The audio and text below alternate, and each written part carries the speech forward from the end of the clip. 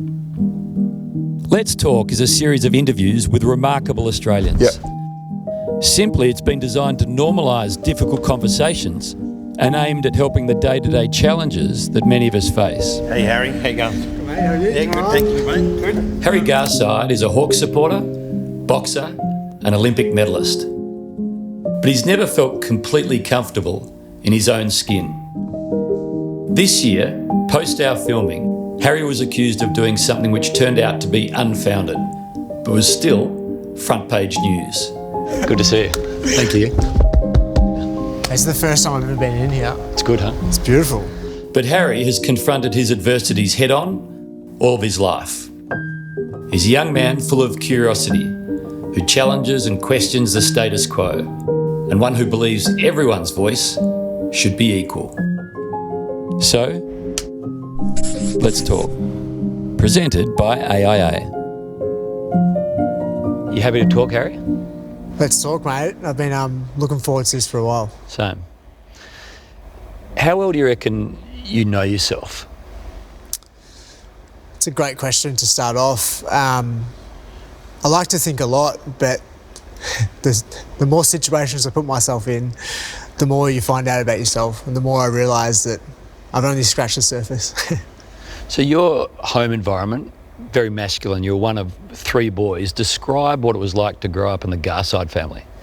Yeah, it was, I look back at my childhood with mostly positive memories. And it's interesting because when you grow up in something, it's all you know. Yeah. I mean, you learn to adapt to any situation. I think that's the most beautiful thing about humans, is how adaptable we are.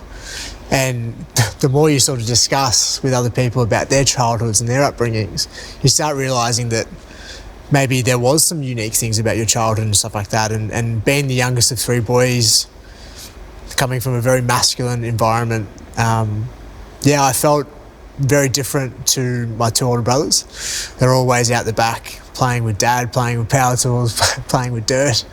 And I was more in touch with my mum and what my mum was doing. And I think as a young boy, all I wanted to do was fit in. All I wanted to do was be like my two older brothers and my dad, who I idolised.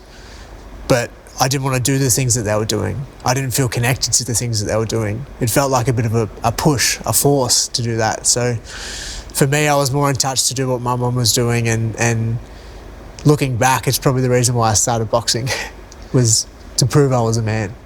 Is that so? You felt at that time that you needed to prove yourself as a man to your brothers and to your dad Sean and to the world? Yeah, I don't know if I knew that consciously, but I can definitely look at my life in retrospect, and I felt I didn't get much respect. And as a kid, it's not what happens to you, it's how you feel about what happens to you. And they never once said things or did things, but I just felt like I wasn't like them. I just felt a little bit different. And they weren't boxers themselves, but they're always pretty rough, my brothers. Always fighting with each other, or fighting on the footy field, or getting kicked out of class. And I just wanted to be like them. And I think I started boxing to sort of prove I was a man, to prove that I was more like them. And then I just fell in love with the sport. It's amazing when you speak to people now how many people felt they needed to be someone they weren't growing up. Yeah, it's definitely something that I've pondered a lot throughout my life. And it's probably the big reason why I like to challenge gender stereotypes. I mean, it's a massive part of my identity and who I am. Us as humans, we feel this pressure to live up to other people's expectations and to be what everyone else wants us to be. And I felt that. The reason why I started boxing was because I wanted to prove to everyone else, my family, that I was a man. I wanted to prove that I was just like them.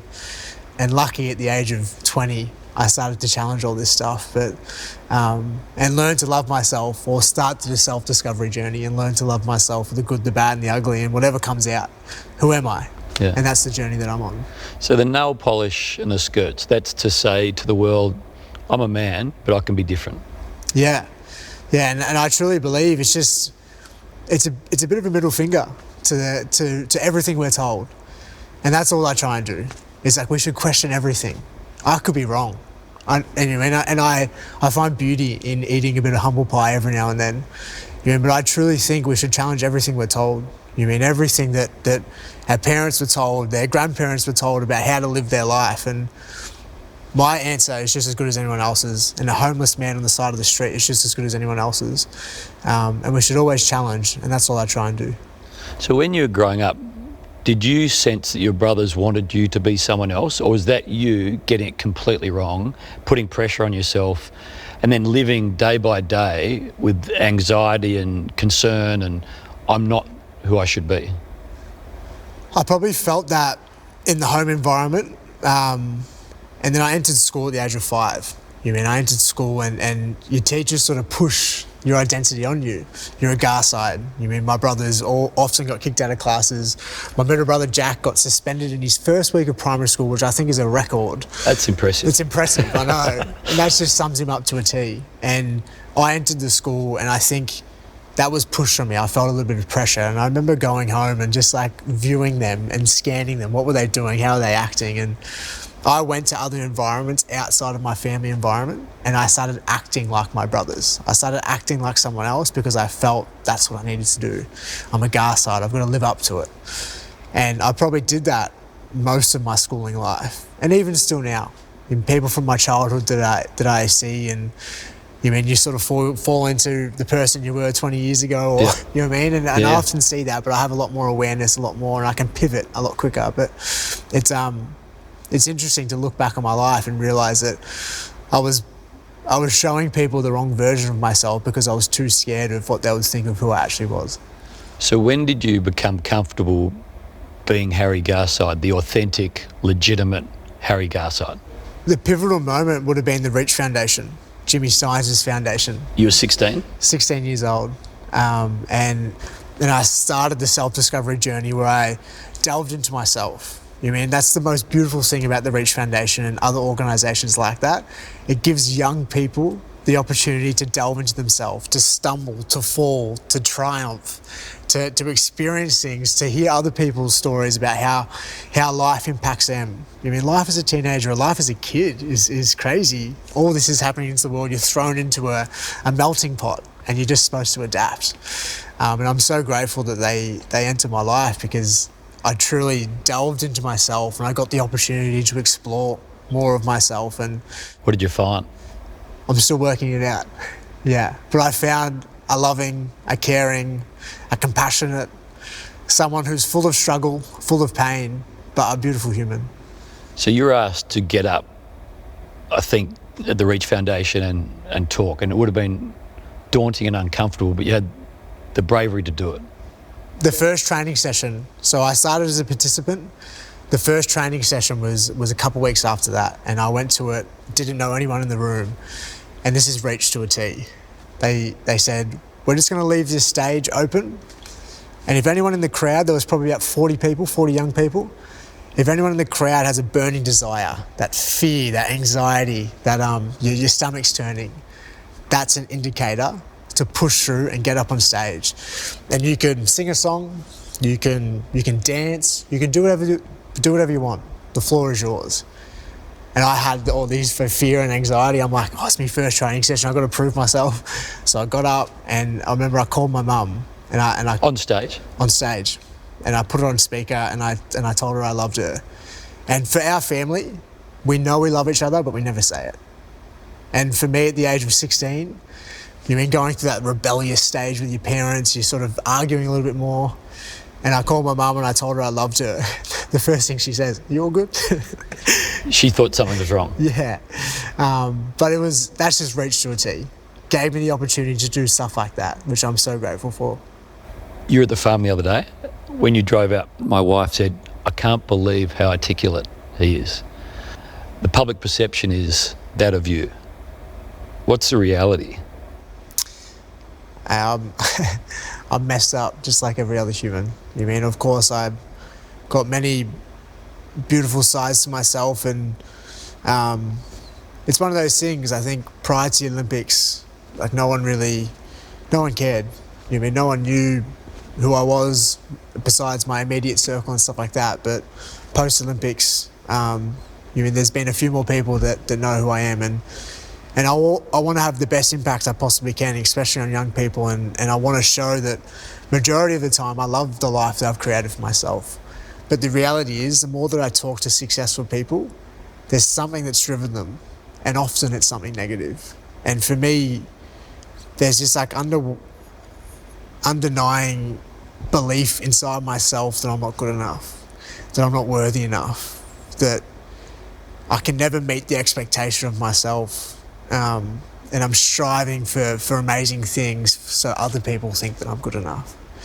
You know, and I've done a lot of work on myself, and I still have that internal battle of thinking I'm not good enough and thinking I'm not worthy enough. There's always the silver lining. There's always something inside of myself telling me I am good enough. I am worthy enough. You know, it's that constant battle between my light and my dark. And I've done many things in my life that I'm not proud of. I've battled addiction throughout my life. I don't know where it stems from. I know it's in my family.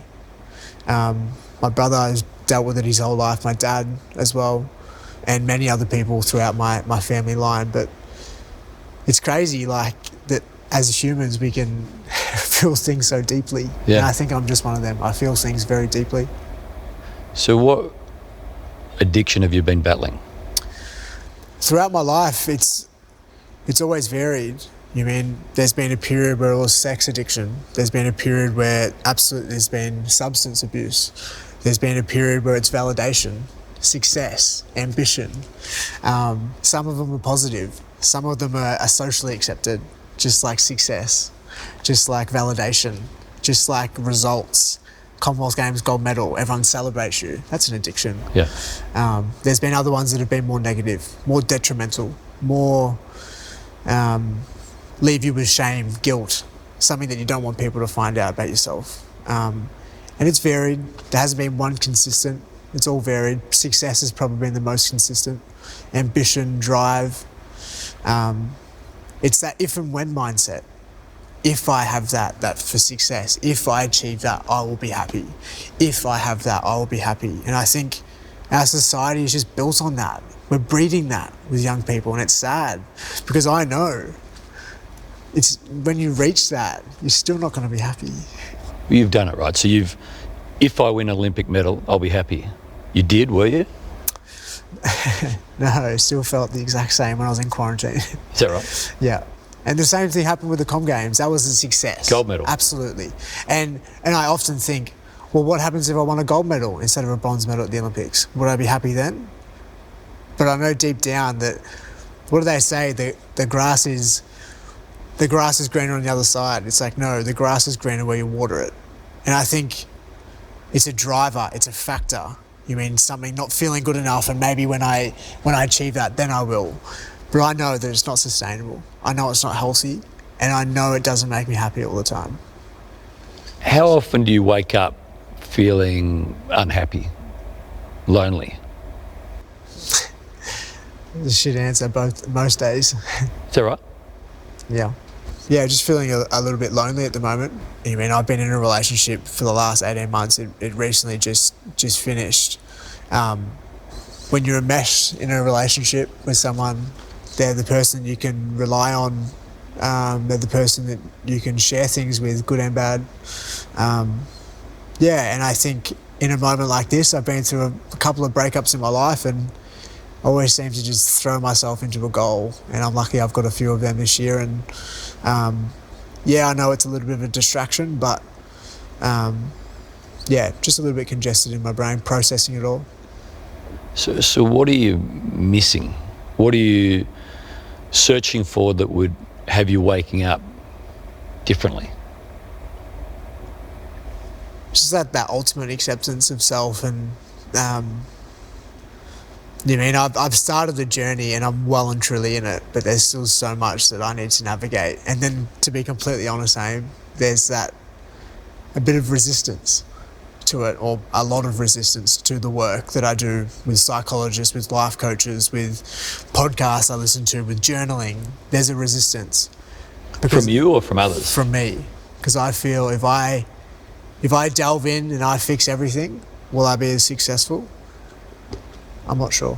And your fear is you won't be? Yeah, there's that fear for sure. What do you fear most?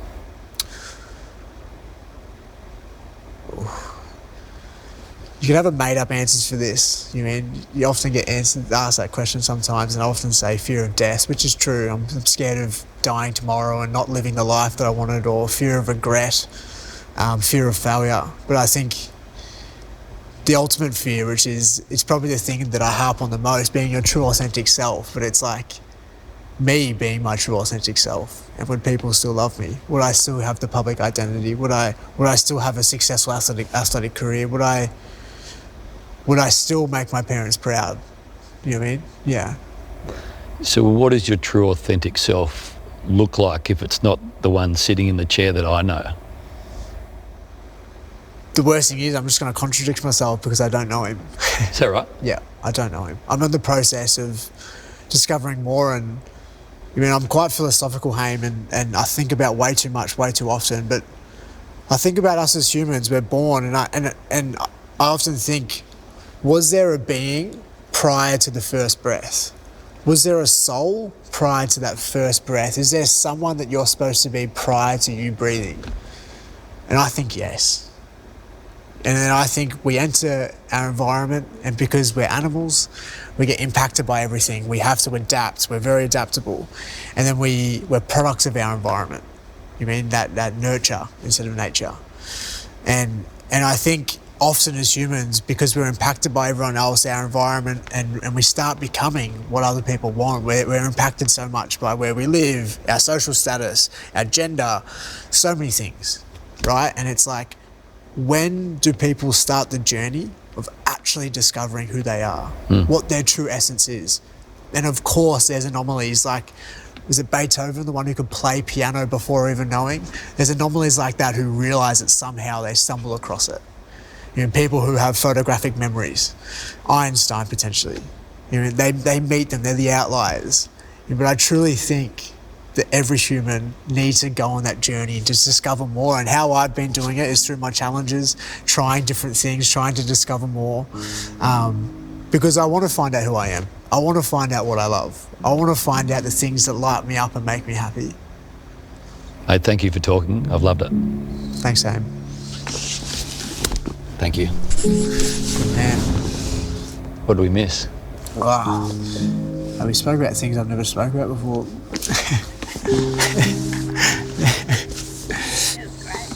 For more Let's Talk interviews, please visit afl.com.au/on-demand and search Let's Talk, or visit aia.com.au/Let's Talk. And the conversations will also be available wherever you access your AFL podcasts. And if you're experiencing mental ill health, we do encourage you to reach out for support. That support may be from family, friends, your GP, or a mental health professional. You can also seek further information and advice from the free and confidential support services listed on the Mental Health and Wellbeing Hub at play.afl/clubhelp.